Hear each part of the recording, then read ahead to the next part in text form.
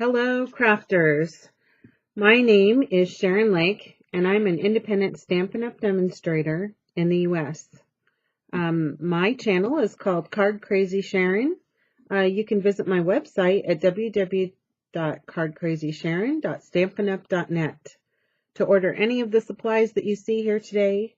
And today we're going to work on this really fun Thanksgiving card. So I just really like this. I hope you can see that really well. It's got some silver embossing on it. We're using some galvanized paper and have just a little area inside the card here to make it flow with the rest. So that's what we're going to work on today, and let's get started. So we're using very vanilla paper cardstock here. This is cut at 5.5 by 4 1/4. I'm sorry. It is cut at 5.5, scored at 4 1/4. And we're going to do this landscape today. So I have most of my supplies already cut. We have a piece of Grapefruit Grove, and this piece is cut at 1 1/4 by 5.5. And that's going to go right here across the bottom. I also have a piece of our galvanized paper. This is cut at 1.5, and it is, I believe, 4 inches. It's 4 inches. And for this, we have used an embossing folder that goes with this suite. This is called the Tin Tiles Embossing Folder. And I've already gone ahead and embossed that just to save time on the video.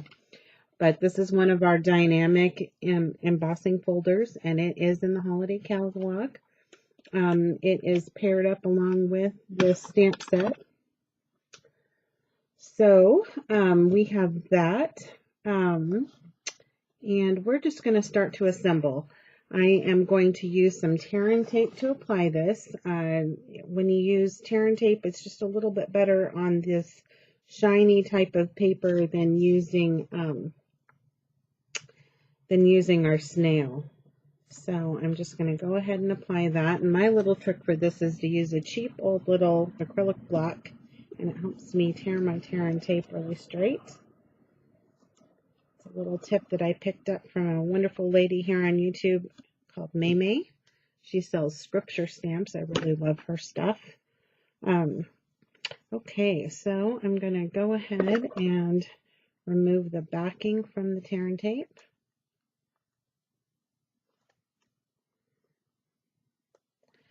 I don't know about you, but for me, it's very helpful to have a little waste paper basket very close to your craft table so that I don't get messy stuff all over the place. So I'm just going to place those tin tiles, and you know what? Let me see if I can pull that loose. One of my areas here, I did not get shimmed in there just right, and so I'm going to put that at the bottom of my card where it's going to be covered up by this orange panel right here. Okay, so the next thing I have some velvet ribbon. This is our rich razzleberry ribbon. You will find that in our regular annual catalog in the Love What You Do series of stuff. And for that, I am going to use my Snail. I'm going to use it just here on the ends so that I can wrap that around my Grapefruit Grove paper there. So a lot of the colors that we're using today actually do coordinate with that Love What You Do suite. I love that suite. That was something that we were able to pre-order back in April, I believe it was, as demonstrators, and I have loved that from the very beginning. That's just a wonderful series. But they have some just beautiful colors and whatnot in that, and I have incorporated a lot of those into this particular card. All right. This ribbon is velvet, and you can make bows with it if you fiddle with it just a little bit, but I found that I didn't feel like I needed the bow I just put that nice velvet ribbon for some texture, and this is a very textured card, by the way, with the tin tiles embossed panel here and the velvet ribbon on the front. This is going to be one of those cards that people love to fiddle with. So, and since that is a rather thick ribbon, I just went ahead and raised that on Dimensionals, that little panel right there. And that works out very nicely. So one thing that we do need to do is we're going to just stamp this little decoration right up here at the top. So let me just get my stamp here. And for that, I am using Crumbcake ink. And I'm just going to turn it upside down to stamp. For me, that was just a little bit easier to line it up. I wanted to get it up here towards the corner as far as possible. So and just give that a second for the ink to penetrate. And what a lovely impression that made. I'm very pleased with that. And then I am just going to color this design in. Now on my original, I used Stampin' Blend markers. The problem with that is it soaked through the paper, and I found that I had to put some kind of design inside there to cover that up. So this time I'm going to be a little bit smarter about it. I'm going to use my Stampin' Right markers. So this particular one is Sahara Sand. I'm just going to cover these cattails in with the Sahara Sand. And then I have not Berry Burst. It is Rich Razzleberry that I am going to color these little berries in with.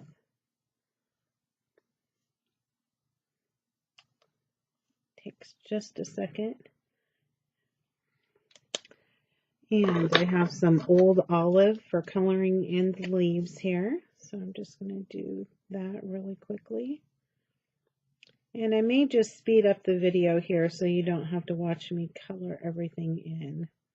And I'll go ahead and list the colors that I used right below the video here.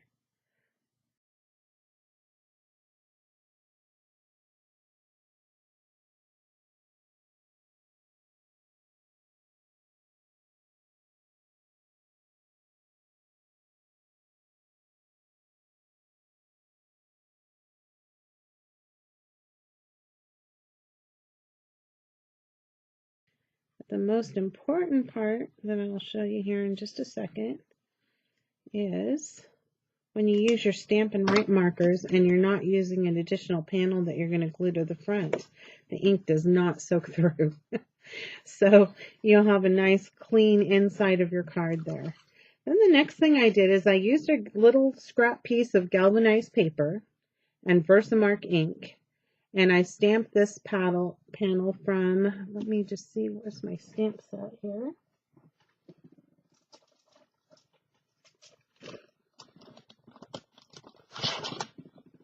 This is the Country Home stamp set. And you can use the milk bottle. That one would probably be just a little bit easier to cut out. I, however, used the picture right here. So I stamped with Versamark, and then I used silver embossing powder. So, hoping that you can kind of see that impression on there. And then I'm just, there we are. And then I'm going to fussy cut that out. So it's pretty simple except for the handle, and I'll just show you quickly how I did that.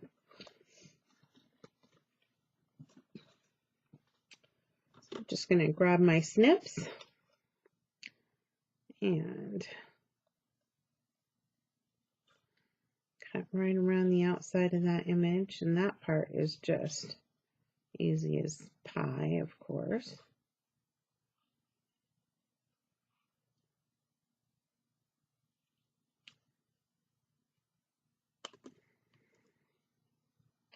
I had kind of wished that there were a set of dies that went with this set. I thought that would have made things a little bit quicker and easier, because I'm imagining with this wonderful galvanized paper. And this galvanized paper, you get 2 sheets in a 12 by 12 size, and I've used quite a bit of it on here, and I haven't even used 1 full sheet, and I've made 8 of, will be the 8th card that I've made with it. And that being said, still do have a piece of my one sheet this large. So you'll find that this paper goes a long, long way. All right, I'm just going to get my little cutting mat in here, and I'm going to use my craft knife, and I'm going to go right along the side there and around over here by the handle. Now, as I said earlier, this particular galvanized paper is some very thick paper. So I find that I don't always get all the way through on the first try. So I'm just turning it over and going over that mark from the back. And it should pop right out when I'm done. Now you might find that this is a little too much work for you. And like I said, you can use the milk carton there, and you wouldn't have any of this intricate cutting here, or you might find that you don't need to hollow out the handle. For me, I'm just kind of persnickety and thought that I wanted that done. So now on the back of this, what we're going to do is put one Stampin' Dimensional here at the top and one little piece of tear and tape at the bottom. And that's going to help it sit up on this panel here just a little bit, because we have this already on dimensionals and this not. And this is going to help our little picture here to sit evenly on our card. So I'll go ahead and move the backing from my tear and tape. Works out better if you actually stick your tear and tape down first. All right. And now I'm ready to glue that down. I'm going to try and get that right under that bow there. Perfect. I'm liking the way this one looks. I like the colors in this one much better than my original sample there. Okay, so the next thing that we have is I used the stitched Framlets. And this is the second to the largest in the ovals. And we are going to stamp this sentiment also from the set there. Simply thankful for all the good things. So let me just change out my stamps here. You know what? I am just going to clean that really quick. I have my Stampin' Shammy here. I love this. This kind of cleans my block and my stamps at the same time, and then I can put things away and not have to worry that they're messy. I think that's going to be a new rule for me, is to make sure that I don't have my stamps being put away. Icky.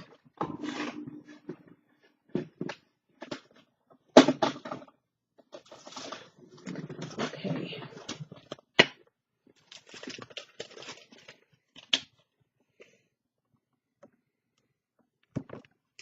Okay, I'm going to put that one away and my little picture.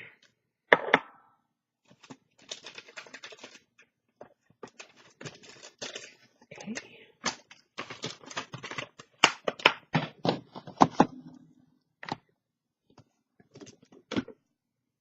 I was making quite a few things a little bit earlier, so I have stuff out kind of all over the place. So here's my Versamark ink pad. As you can see, it's well loved and used. I love embossing. I think that is the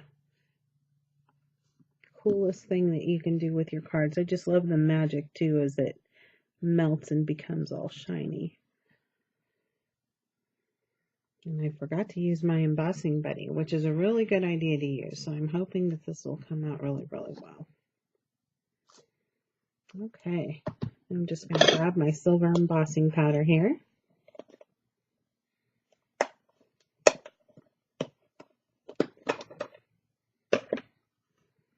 And I just keep mine in a container. I have these little tiny spoons that you can get from the dollar store.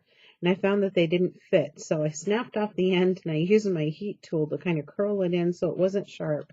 And I just keep these little spoons right in here with my embossing powders, and it works out really, really well. the perfect size spoon. All right, so there, that looks pretty good. There's just a little bit of extra powder there on the side, which I just took care of. I'm, for the most part, pretty happy with that. So set that aside. Let me just heat my tool up here and I'll get that embossed and we'll move along. I'm just going to go a little bit off camera here while I melt that up. All right, there we go. Now we are going to kind of do the same thing. We're going to put a couple of Stampin Dimensionals just at the top of that. Then I'm going to put a piece of tear and tape right across the bottom.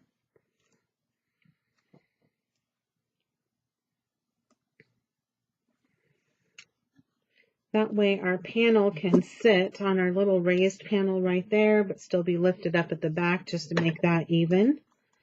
I'll go ahead and peel that backing off.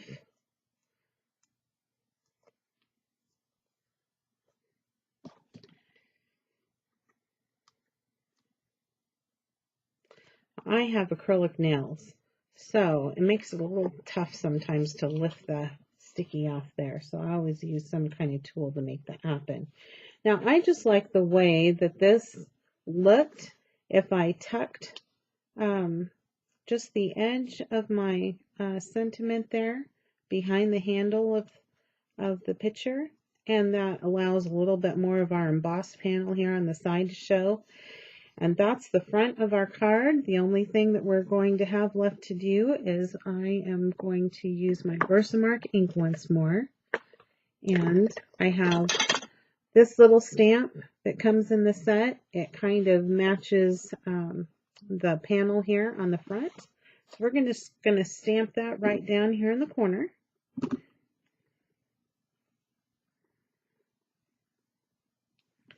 See, I bet you wondered why I hadn't closed out my Versamark and my silver embossing powder yet. This is why.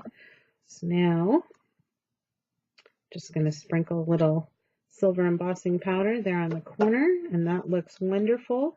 Now I can just go ahead and close that back up.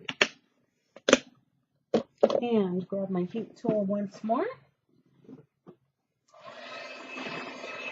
I'll just go ahead and leave this one on camera. Let's see, bring it in close to the camera here. And, oops, there we are.